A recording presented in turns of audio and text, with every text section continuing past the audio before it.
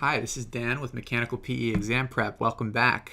I hope you are excited as I am today. We're going to be looking at a fluid mechanics problem.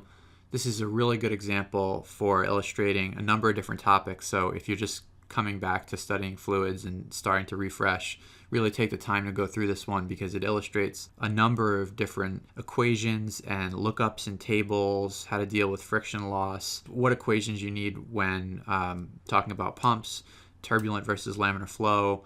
We're going to talk about power at the end. There's just really figuring out where the key things you need in the MERM. This is a good example to hunt through the book and then mark with tabs the pages that have important formulas and information that you're going to want to reference. So I hope you enjoy it. Let's get started. The line between a low pressure booster pump and a high pressure booster feed pump contains a running length of 65 feet of 6-inch Schedule 40 steel pipe, 4 long radius 90-degree elbows, a swing check valve, and a fully open gate valve. The feed pump is 12 feet higher than the booster pump in elevation. The flow rate is 740 GPM of 250 degree Fahrenheit water, and the known pressures are 37 psi before the booster pump, 95 psi before the boiler feed pump, and 1350 psi after the boiler feed pump. And they want us to find two things. A, what is the pressure at the discharge of the booster pump? And B, what is the brake horsepower requirement of the motor for the boiler feed pump if the pump's efficiency is 62%? And that should say if, not is. Okay, let's go ahead and sketch out what's going on in this problem. So we have a booster pump, so we'll draw that. And we have some length of pipe leading up to a larger boiler feed pump.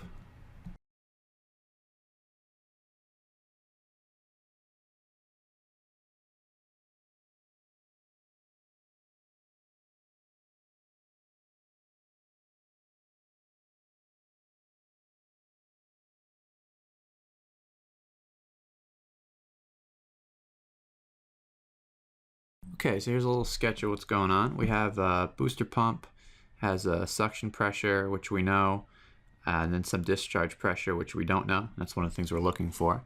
And we know that there's a height differential between the two pumps of 12 feet, and there's a known suction pressure and discharge pressure for the boiler feed pump, and we know that the boiler feed pump has some efficiency. Let's jot down some of the other things that we know. We know the flow rate. Flow rate is 740 GPM, and we know it's water, and the temperature is 250 degrees F. And we also know that this length of piping from the outlet of the booster pump to the inlet of the boiler feed pump is 65 feet. So I'll call that L.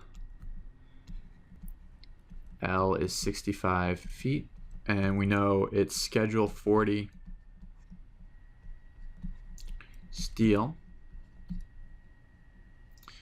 with a nominal 6-inch diameter. It's important that it's nominal 6-inch. And we also know that in that same length of piping that it has a number of elbows and valves. It has 4 90-degree long elbows and 1 swing check valve and 1 gate valve, which is fully open. Okay, so the next thing that we want to do is we want to start to think about how are we going to approach A? What is the pressure at the discharge of the booster pump? Well, what do we know? We know the pressure at the inlet of the booster pump, right, on the suction side. And if we had more information about what the pump was actually doing, we might be able to work from left to right. But unfortunately, we don't know the size of the pump, the power that it produces. We don't have a lot of information about that. What we do have is a lot of information about the right side of the discharge of the booster pump. We know that there's a certain length of pipe and there's these different fittings, and we know the pressure at the inlet of the boiler feed pump. So we're actually going to work from the right side back to the left. We also know that the outlet of the booster pump, the pressure must be higher than it ends up being on the suction side of the boiler feed pump. So it has to get higher than 95 psi, otherwise it wouldn't work. And then whatever it ends up being, it gets reduced by virtue of two things.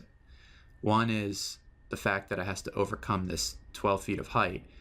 And the other thing is the friction losses that are associated with that length of pipe and the fittings along the way. So you can look up a specific formula for this, but this would be the kind of thing I would expect to be accessible without having to really look it up, just kind of by looking at the problem and talking it through the way we just did. So I'm going to write this statement and tell me if you think this makes sense. We have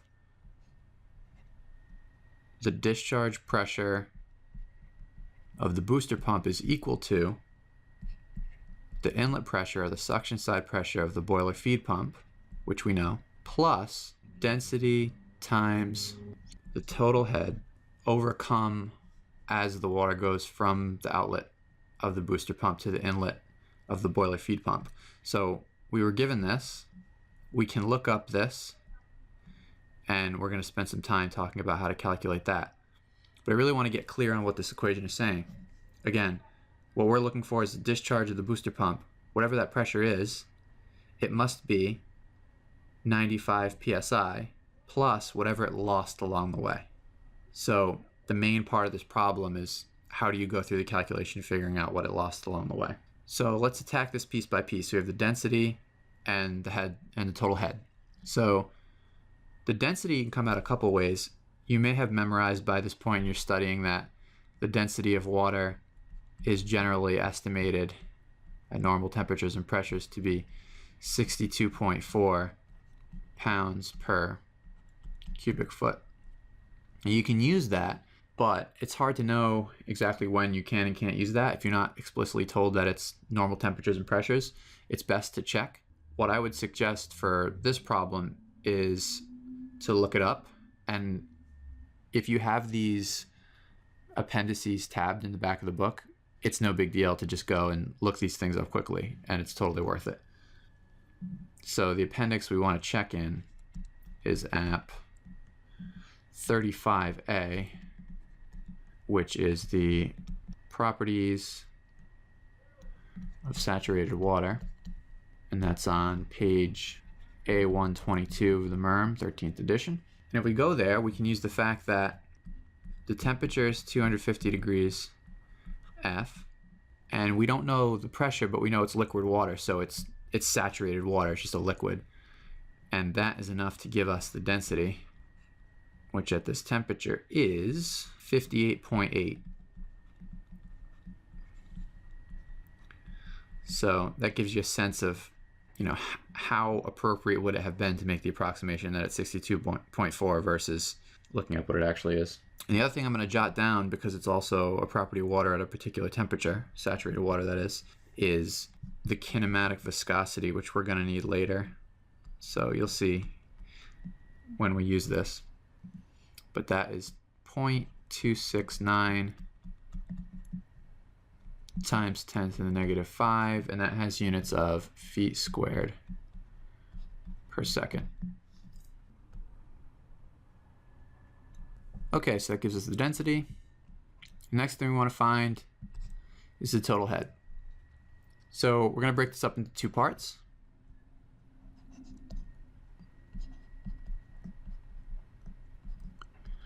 One is the head associated with the height, the change in height, and the other is the head associated with the friction loss. So I'll call that HF. The head associated with the change in height is pretty easy. Since head has units of length, it's literally just 12 feet. So this is 12 feet. Friction loss, on the other hand, is a little more complicated. And this is classic fluid stuff. You have to know whether the fluid you're dealing with is laminar or turbulent. If it's laminar, then the internal forces are less than the external forces at the inner perimeter of the pipe. So it flows smoothly and slowly. And if it's turbulent, then the internal forces are greater than the external forces. And basically it's flowing faster and molecules are crashing into each other. It's just what it sounds like. That's turbulent flow. And the way that we know whether the flow is laminar or turbulent is to find the Reynolds number. Only once we've found the Reynolds number do we know which approach we should use. However, we can proceed with the assumption that it's turbulent flow, and then if it turns out that it's not, we can change gears when we get to that point. One of the very popular and common equations, it's probably the one you're most likely to encounter in fluids problems, is the Darcy equation. And I'm going to introduce that now. So on page 17.7 of the MERM, we have the Darcy equation. And technically it is good for laminar flow in addition to turbulent if you know the friction factor. It says that the total friction loss is equal to friction factor F times L, velocity squared, over 2 dg. I'm actually going to write down what each of these variables is. F is the friction factor.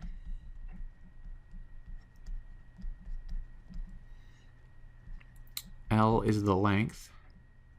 And I'm going to write here that it's the equivalent length. We'll talk about what that means in a moment. V is the velocity. D is the diameter, and this is the actual diameter, so if you've been given a nominal value, it has to be the real diameter, and G is gravity.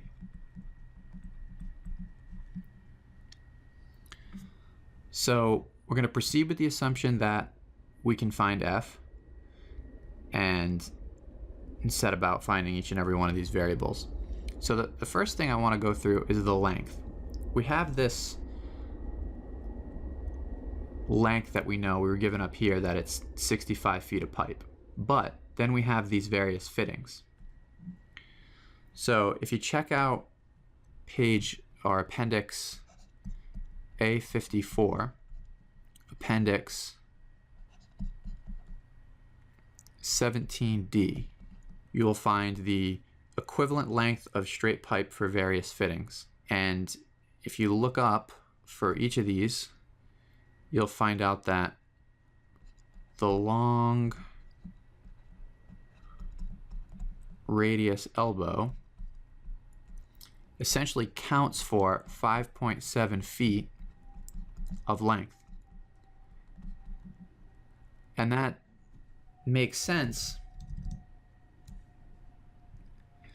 Essentially counts for 5.7 feet of length. And that makes sense because when the water has to make a turn, it encounters more friction than it would in straight pipe. So each of these different fittings and valves has some equivalent length associated with it.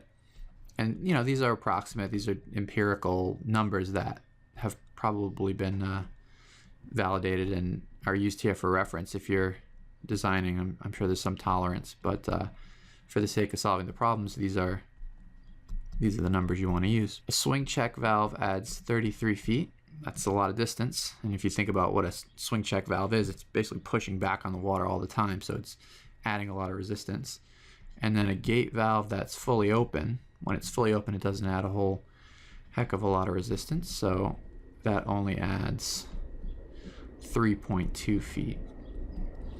And we have 4 of these elbows, so I'm going to trust you can do the math on all that.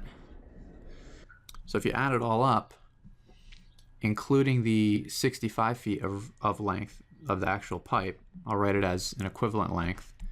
We have the 65 feet plus 5.7 times 4 plus 63 plus 3.2.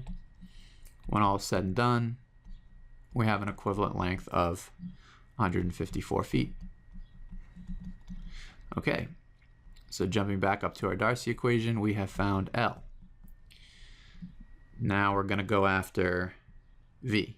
All right, so going after V, we need to know the dimensions of the pipe. We said earlier that it was a 6-inch nominal Schedule 40 steel pipe. So we're going to go to another appendix. As you can see, we're doing a lot of lookups here.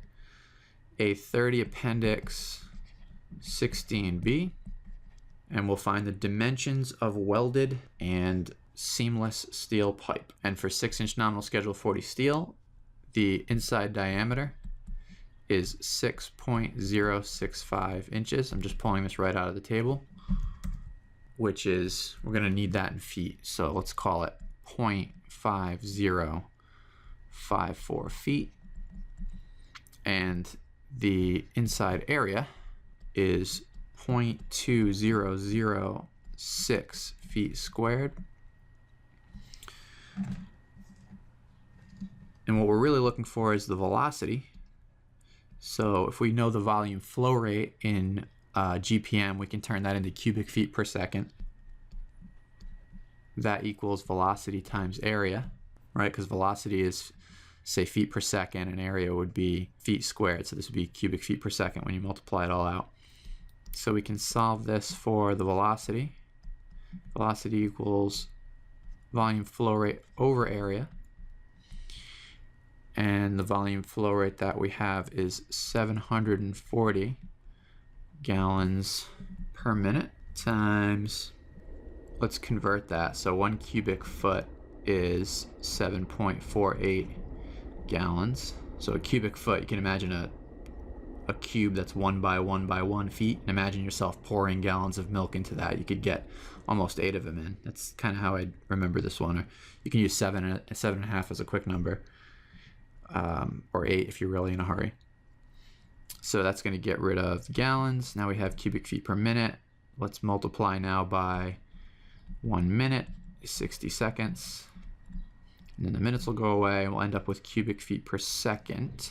But we have not yet divided by the area. So I'm going to divide all of that by 0.2006 feet squared. And putting that all in the calculator, we get velocity equals 8.22 feet per second. Okay, so now we have the velocity. Okay, next up we're going to go after F, the friction factor. And you guessed it, we're going to use another appendix and do another lookup. This one is on page or appendix A50, and it's app 17B. And all of these appendices and all these lookups we're doing, you're going to get really familiar with these. They should all be tagged because you'll refer to them often, especially as you're reviewing fluids. This one is the Darcy friction factors. And what you'll notice when you look at it is along the top of the table, it wants to know the epsilon over D value, where epsilon is the specific roughness of the pipe and D is the diameter. And on the left side of the table, it wants to know the Reynolds number. So you need the epsilon over D and the Reynolds number in order to get the friction factor. However, we haven't talked at all about epsilon and we haven't calculated the Reynolds number yet. So let's do that now. There's another appendix and it's immediately to the left of A50. It's A48. They're literally on like one page and then the other. This one is app 17A. And it's called specific roughness. And it allows us to look up for steel of a particular type, in this case, regular schedule 40 steel pipe, and it says that the specific roughness is 0.0002, and that has units of feet. So we could take that and plug that into epsilon over D. We know the diameter, right? We found that just a couple minutes ago when we were in the other table. It was 0.5054 feet. So this is going to be 0.0002 feet over 0.5054 feet. And that equals approximately, I'm going to round it off because we need to be able to use it for a lookup in this table, 0.0004, and that's unitless. And then the other formula that we need, and this one I found on page 16.7, and I recommend you take a look at sections 10, 11, and 12. I found it right in there. This is the formula for the Reynolds number. Reynolds number equals VD over nu, where v is the velocity, d is the diameter, and nu is the kinematic viscosity. It's the Greek letter. I know it looks like a v, but we found that earlier. That was the 0.269 times 10 to the negative 5 feet squared per second. And the velocity was 8.22 feet per second. And the diameter was 0.5054 feet. And so the Reynolds number, plugging that into my calculator, is about 1.5 times 10 to the 6th, so 1.5 million, and that's also unitless. And the purpose of the Reynolds number is to figure out if it's laminar or turbulent, so that we can use this lookup table to find the friction factor.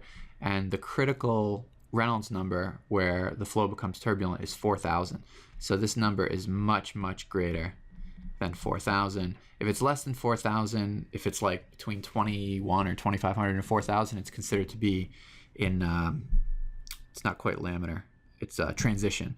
And then if it's less than that other number, I don't know exactly what it is, then it's considered to be laminar. So this guy's way bigger than 4,000, definitely turbulent, and now we have the Reynolds number and the epsilon over d. That's what we need to do the lookup in table 17b to find the friction factor. So I'm going to go ahead and look that up in the table now, and I get F equals 0.0163. And if you're using the 101 Solved Mechanical Engineering Problems book that I am, it gets a slightly different answer, not very different. Could just be the versions being updated over time. Maybe I have an old book, but the answer comes out pretty close. So we're going to roll with it. And the point really here is to get you used to doing the lookups in the table, and you're just understanding how to map through a problem like this. And it seems so straightforward at the beginning, right? There's only a couple things we don't know, and then we just want to find the friction loss, right? But we end up using this fluids equation, and now we're chipping away at things we don't know. We did look up the diameter along the way, and we know gravity. So that's everything we need to find HF. Let's go ahead and do that now. So HF, according to the Darcy equation, let me just write it one more time, FLV squared over 2dg, and I'm going to write it all out. We have 0.0163, and that's unitless, times 154 feet. Now, why is that 154 feet? Remember, it was the 65 feet of length of pipe, and then it was all the additional length because of the equivalent of all of those elbows and fittings and valves and things. It ends up being 154. Then the velocity squared, which is 8.22 feet per second. That gets squared. All of that over 2 times the diameter, 0.5054 feet, and also gravity, which is 32.2 feet per second squared. And if we do that all out, we're going to have feet cancel with feet. Second squared will cancel with second squared, and feet squared, one of those will cancel with this feet, and the final answer will be just feet. And I get 5.21 feet for HF. Okay, and now continuing backwards, now that we found HF, we can use that to find H total. H total equals HZ plus HF, which is 12 feet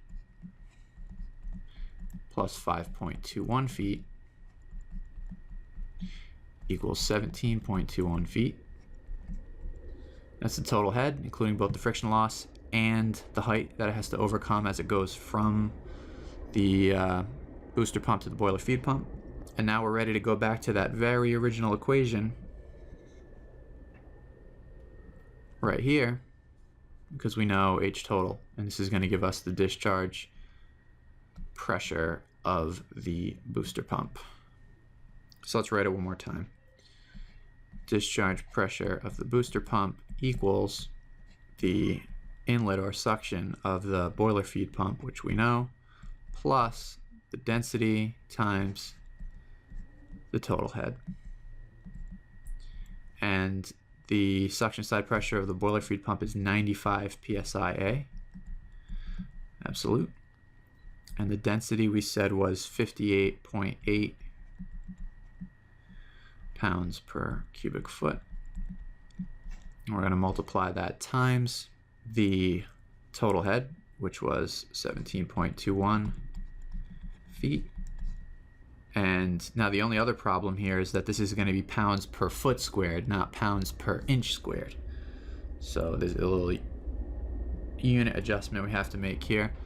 Let's divide by 144 inches squared per foot squared, and then the 1 over feet squared over 1 over feet squared will cancel out, and we'll end up with just psi in this term, and then we add those two terms together. And it turns out it only adds about 7 psi, so the final answer is 102 psi-A. And now let's just sedge check that answer. Is it realistic that the booster pump would raise the pressure from 37 psi-A at the inlet to 102 at the outlet? Yeah, that seems reasonable. And then now it's slightly higher than it will be when it is here. It's 102 here and it's 95 there. So it lost 7 psi of pressure along the way as it flowed through that length of pipe and overcame that height. Sounds pretty reasonable to me. And again, this is just a booster pump, so it's doing a small amount of pressurization to get it to the boiler feed pump, which is actually going to do some serious pumping, as we can see, right? Because after the boiler feed pump, it goes from 95 to 1350. And that is more or less it for part A. This is the answer to part A. So now we're ready to tackle part B. And part B is asking us to find what is the brake horsepower requirement of the motor for the boiler feed pump if the pump's efficiency is 62%. Well, we know that the pressure before the boiler feed pump was 95 and the after is 1350. So we know the total amount of pressure increase that it's doing, right? We have, let's just figure out what that delta P is real quick. We have delta P equals 1350 minus 95 psi-A, which is going to equal 1255 psi-A. So that's how much pressure increase or how much pressurization the pump is doing. One thing that we really want to understand here is the difference between brake horsepower and water horsepower or hydraulic horsepower.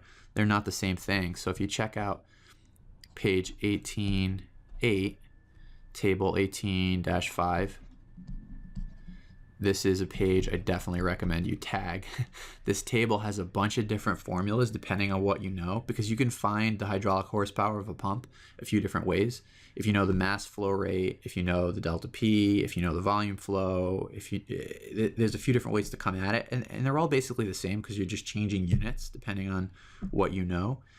So you can do it in the way that's most convenient for you. For example, the way the solved mechanical engineering problems does it works totally fine, but the way I'm going to do it is a little different, and I think easier because we already have certain things, right? We already knew the pressures, so we quickly found the delta P, and one of these formulas says that the water horsepower, or the hydraulic horsepower if you want to call it that, same thing, is delta P times Q, where Q is the volume flow rate, over 1714. Basically what these formulas are doing is they're taking the units into account for you so that you don't have to worry about and making sure it comes out in horsepower.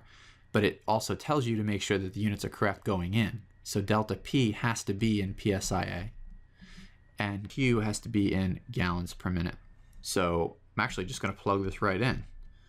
We have 1255 psi-A, 740 GPM, all over 1714 and we get a water horsepower of 542.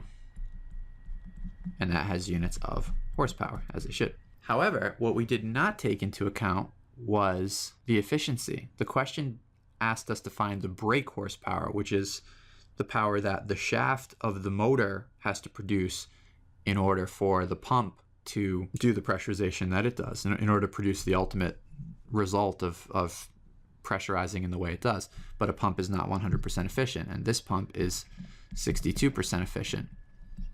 So the brake horsepower is going to be greater than the hydraulic horsepower. The brake horsepower will be the hydraulic horsepower over the efficiency. Since you're dividing by a number that's less than 1, the answer is going to be greater. The brake horsepower is going to be more than the hydraulic horsepower. So we'll do 542 HP over 0.62. And we get approximately 874 horsepower. And that's the brake horsepower of the motor for the boiler feed pump. That's it. I hope that problem helped you. It, again, really illustrating a lot of lookups and which equations you can use when and which tables you need.